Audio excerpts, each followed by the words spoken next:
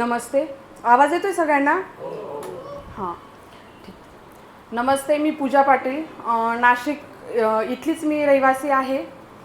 मी माझा अनुभव सांगते.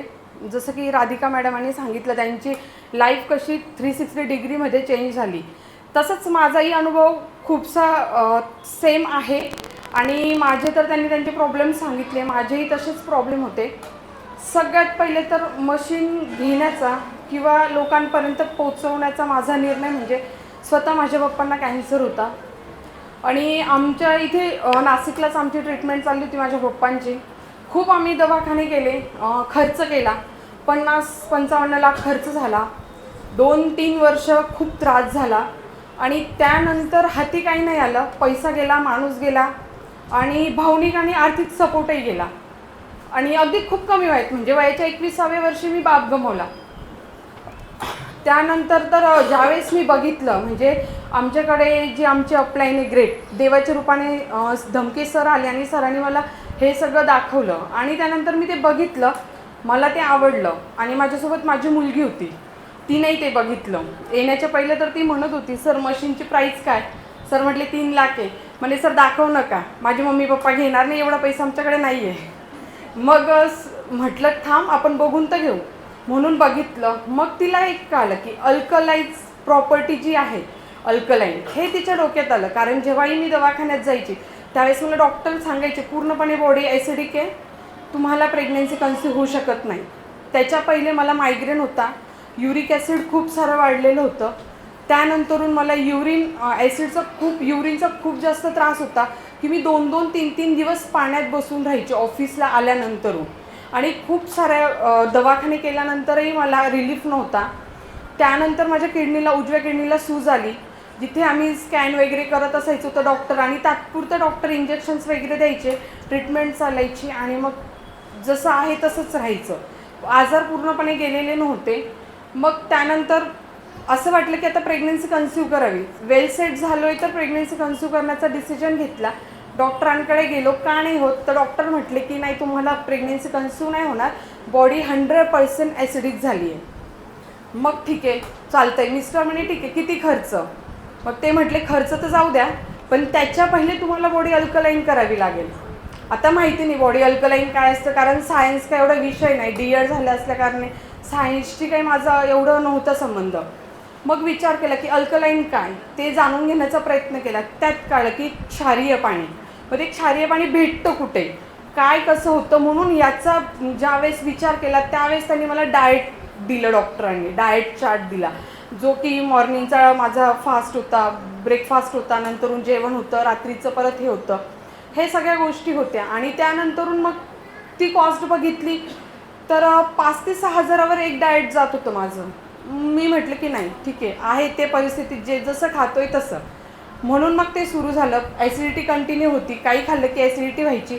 हे सगळं चालत असताना पूर्ण आयुष्य चेंज झालेलं होतं. अगदी चिडचिड व्हायची ऑफिसला जाताना. बरेच आपलं ठरलेलं विजन असतं, ह्या याच्यात असं झालं पाहिजे, ते झालं, त्यातलं काही होत नव्हतं. आणि दवाखान्यात सारखे पैसे जात होते, म्हणजे किती गेले तोही आकडा सांगते. मग मी जवळपास 4 वर्ष मला जॉबला लागले, 5 वर्ष झाले.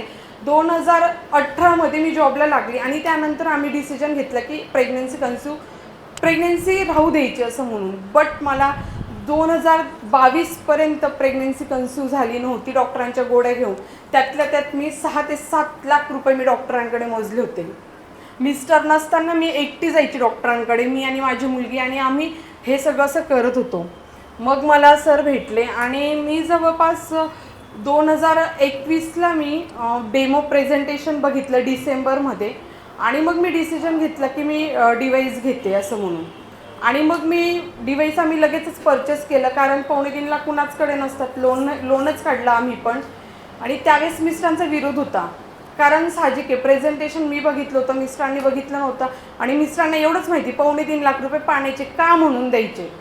हां, पण ते मी बघितलं होतं, माझ्या मुलीने बघितलं होतं. आणि मग मुलगी तिच्या पप्पांना म्हटली की पप्पा, आईला जर तुम्हाला आनंदी बघायचं असेल तर मशीन घ्यावंच लागेल असं. मग ते थोडंसं चाललं, मग कसं करायचं काय करायचं म्हणून 2 दिवसात डिसिजन घेतला आणि आम्ही लोन काढलं. मला लोन मिळत नव्हतं कारण मी जस्ट जॉईनिंग केलेली होती म्हणून.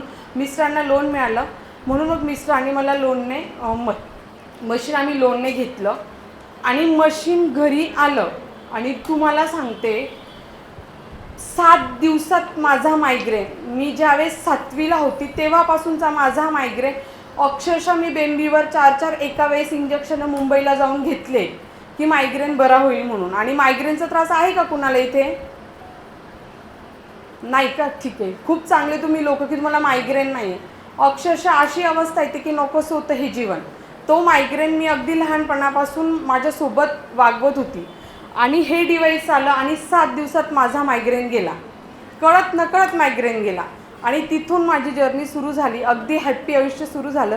आणि 3 महिने पाणी पिऊन मला 1.5 महिने झाले आणि मला नकळतपणे प्रेग्नन्सी कन्सिव्ह झाली, जी मला कळाली की माझ्या पोटात बेबी हे 3.5 ते पावणे 4 महिन्याचं होतं.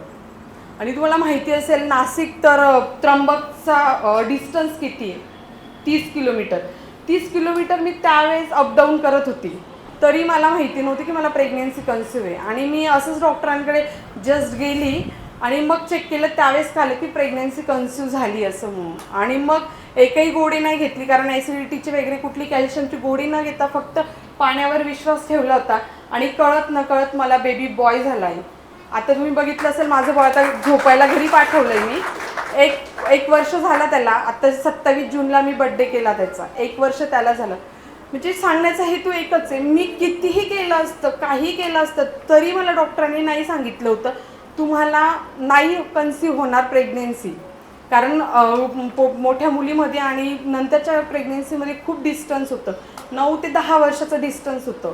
आणि मग परत एक आशेचा किरण म्हणजे कॅंगन डिवाईस. आणि मग असा आनंद मिळाला की जो मी गगनात म्हणजे सांगूच नाही शकत.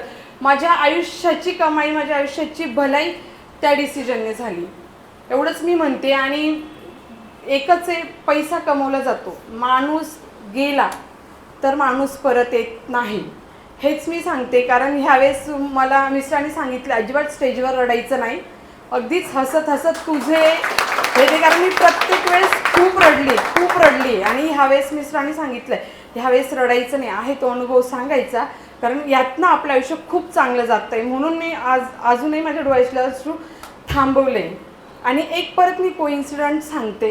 काय होतं ना, आपण ठीक आहे तुम्ही इथून चालले जाणार आणि तुम्हाला ज्याने कोणी बोलवलं आहे, खरंच खूप म्हणजे काहीतरी तुमचं पुण्य आहे की तुम्ही इथपर्यंत आलात, तुम्हाला हे डिवाईस ॲटलिस्ट माहिती झालं. तुम्ही डिसिजन घेतला नाही घेतला तो काही नाही फरक पडत, पण एक सांगते त्यावेळेस माझे अगदीच जवळचे रिलेटिव्ज आहे, तर त्यांना डायलायसिस झाला होता, म्हणजे त्यांच्या किडन्या ॲक्च्युली त्यांना दाताचा कॅन्सर झाला. डॉक्टर काय आपल्यावर प्रयोग करतात, माझ्यावर पण डॉक्टरांनी प्रयोगच केला होता, त्यांच्यावरही प्रयोग चालू झाले. दाताचा कॅन्सर झाला, ऑपरेट केलं, स्टेज बघितली नाही डॉक्टरने कितवा कॅन्सर आहे असं म्हणून, डायरेक्ट ऑपरेट केला. पायाची स्किन दाताला लावली, गालाला लावली. त्यानंतर फुल शुगर होती, थायरॉईड होता आणि BP होती, त्याच्यामुळे ती जखम व्यवस्थित झाली नाही, ती चिघळत गेली. त्यानंतरून त्यांना डिस्चार्ज दिला गेला, घरी आणलं आणि नंतर लक्षात आलं पाय सुजले, पोट फुगलं. परत डॉक्टरांकडे आणल्यानंतर कळलं की किडन्या फेल आहेत, 2 किडन्या फेल आहेत. वयवर्ष फक्त 48 वयवर्ष. हां. आणि त्यानंतर त्यांना कळलं की किडन्या फेल आहेत, म्हणून मग डॉक्टरांकडे गेलं, डायलायसिस केलं आणि सगळंच गुंतागुंतीचं झालं. डॉक्टरांनी सांगून दिलं घरी घेऊन जा. तेवढ्या याच्यात त्यांचा खर्च होता 22 लाख रुपये झालेला. फक्त तुम्हाला सांगते 28 फेब्रुवारीला माझी भेट झाली होती, 29 फेब्रुवारीला त्यांना ॲडमिट केलं आणि मागच्या 15 जूनला ते एक्सपायर झाले. हां. त्यात त्यांनी फक्त 2.5 ते 3.5 महिन्यामध्ये 22 लाख रुपये डॉक्टरांकडे खर्च केला, व्यक्ती वाचली नाही. आणि या अवधानाने मी गेली त्यांना बघायला, रिलेटिव्ज असल्या कारणाने मी गेली. वारायला त्यांना 4 दिवस होते असं मी गेली, डायलायसिस चालू होते, सगळं चालू होतं. मग त्यांना मी माझं पाणी पण देत होती, कॅंगन वॉटर, जेवढी हेल्प होईल तेवढं, ॲटलिस्ट त्यांना पेन तरी कमी होईल वगैरे म्हणून मी कॅंगन वॉटर त्यांना घेऊन जात होती. ज्या दिवशी बघायला गेली हीच वेळ होती, गेली दवाखान्यात, चर्चा वगैरे झाली, डोळ्यातनं पाणी येत होतं, बोलता बोलता त्यांनाही रडायला येत होतं, कारण त्यांना कळून गेलं होतं आता माझं काही खरं नाही.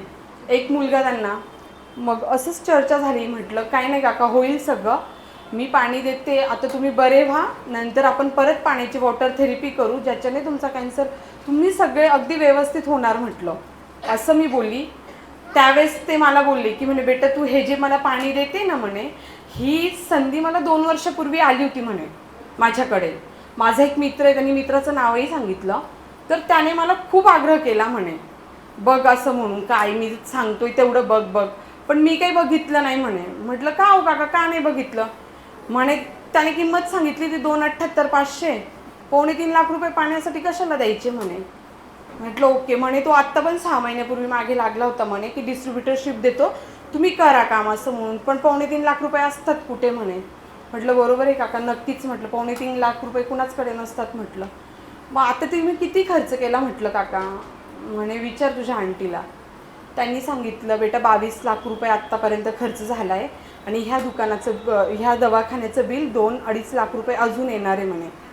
त्यांच्याशी माझं बोलणं झालं गुरुवारच्या दिवशी रात्री, आणि मला कॉल आला, ते काका ऑफ झाले रविवारच्या दिवशी मॉर्निंगला 8 वाजता. जे खूप वाईट घटना ही, अगदी म्हणजे विचार करण्यासारखी गोष्ट आहे. त्यांना ती व्यक्ती सांगत होती की तुम्ही घेऊन टाका, पण त्यांनी दुर्लक्ष केलं. त्यांनी कदाचित जर बघितलं असतं काय काम करतं, तर कदाचित त्यांनी डिसिजन घेतला असतं आणि कदाचित त्यांचं आयुष्य 2-4 वर्ष वाढलं असतं. कारण त्यांचं, आणि वाईट एवढं की फादर्स डेच्या दिवशी ते ऑफ झाले. एक मुलगा त्यांना, म्हणजे इतकी वाईट घटना आहे की खूप, एवढंच सांगण्याचा एकच हेतू आहे की तुम्हाला ज्यांनी कोणी इथे आणलं आहे ना, तर खरंच ही गोष्ट समजून घ्या. 2.5 लाख रुपये आपल्या जीवापेक्षा, आपल्या फॅमिलीच्या जीवापेक्षा खूप नाही आहेत. अगदीच 30 रुपये रोज पोराला कॅडबरी घ्यायची असली, पोराला जर खाऊ पाहिजे असला, डेअरी मिल्क सिल्क घ्यायची असली, तर आपण 150 रुपयाच्या पुढे घेतो की नाही? हां, म्हणून हे पाणी पोरांना द्या. नाही कॅडबरी दिली, नाही चांगले कपडे घातले, नाही काही दिलं तरी चालेल, पण एक चांगलं जीवन द्या जे की विषमुक्त आहे. एवढंच मी सांगते. थँक्यू सो मच बोलण्याची संधी दिली त्याबद्दल सगळ्यांनी.